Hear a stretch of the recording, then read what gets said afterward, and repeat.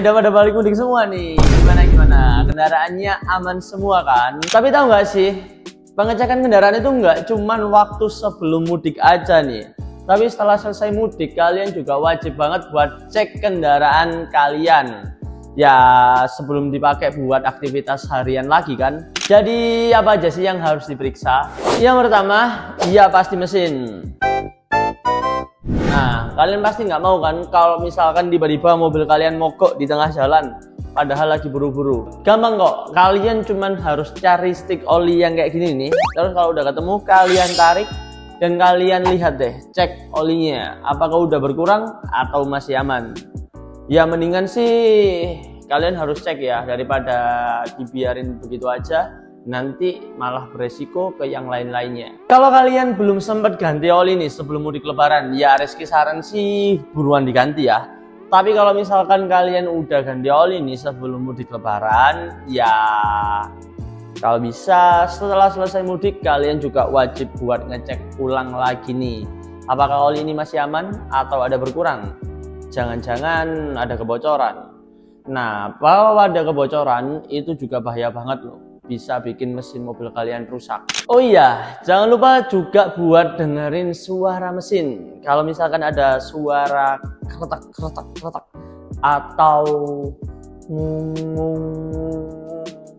nah, itu kalian wajib buat cek banget nih. Itu bisa jadi tanda ada masalah nih di mesin mobil kalian. Kayak hubungan, kalau ada suara aneh jangan langsung diabaikan. Coba tanya dulu, siapa tahu ada nih yang bisa diperbaiki. Berikutnya, sistem pendinginan mesin atau radiator. Ini juga salah satu hal yang penting banget buat kalian cek kalau mau mudik lebaran atau sesudah mudik lebaran nih. Setelah perjalanan jauh, radiator ini perlu diperhatikan dengan lebih. Kalian bisa cek air radiator atau coolant-nya ini nih. Cek level cairan pendingin atau water coolant radiator kalian nih. Kalau kurang, itu bisa jadi bikin mesin kalian cepat panas. Dan ya siapa yang mau mobilnya jadi cepat overheat? Nggak asik banget kan. Terus periksa juga kipas radiatornya nih, apakah masih berfungsi dengan baik. Kalau kipas ini mati, mobil bisa jadi overheat dan jelas bikin panik. Selanjutnya kita cek atau periksa nih sistem pencahayaan atau kelistrikan di mobil.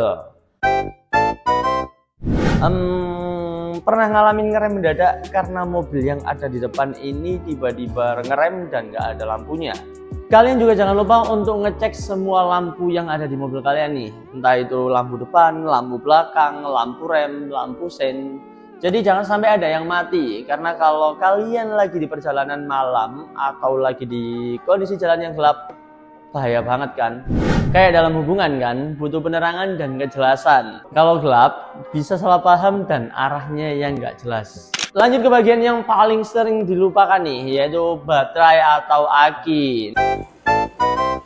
Nah, kalau misalnya baterai atau aki ini sampai kehabisan atau mati total, ya bisa-bisa kendaraan jadi nggak bisa jalan.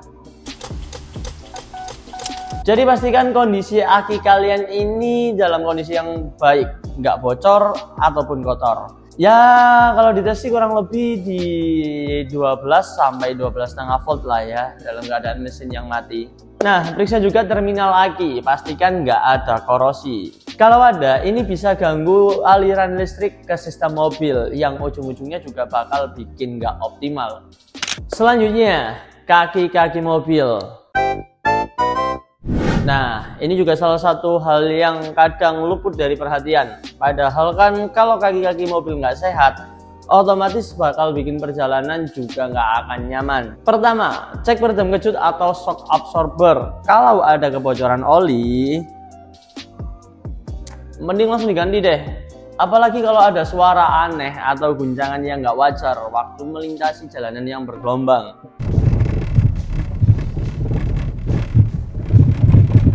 Nah, kalau kalian bingung ganti peredam kejut atau shock absorbernya ini di mana, DPM-ID punya nih dari berbagai macam merek dan harga. Yang paling murah kita punya Monroe, start dari harga 1,8 jutaan, dan ada YSS yang start termurahnya harga di 6,6 jutaan. Ada juga Provender yang start harganya mulai dari 2,5 jutaan. dan masih ada beberapa pilihan shock absorber yang lain lagi nih. Yang kedua, cek kondisi rem. Nah, kalian juga wajib banget cek kondisi kampas rem. Jadi pastikan kampas rem kalian nggak aus, karena ini bisa jadi bahaya banget kalau misalkan kampas rem kalian udah aus. Kalau ada suara berdecit atau ada bunyi aneh ketika kalian injak pedal rem, itu bisa jadi indikator kalau kampas rem kalian udah tipis. Kenapa bisa gitu? Karena kampas rem punya kita nih, punya indikator ketebalan kampas yang dimana bunyi decitan tadi itu diindikasikan kalau si permukaan indikator ini udah mulai bergesekan sama permukaan disc brake kalian nih. Atau bisa juga ada kendala-kendala yang lain. Terus jangan lupa buat cek bushing dan parkai kaki yang lainnya juga nih. Contohnya kayak tie rod, long tie rod, ball joint, dan masih banyak hal yang lainnya. Kalau kondisi bushing kalian udah aus atau bahkan sampai pecah, itu bakalan nimbulin suara bunyi yang bikin gak nyaman waktu di perjalanan.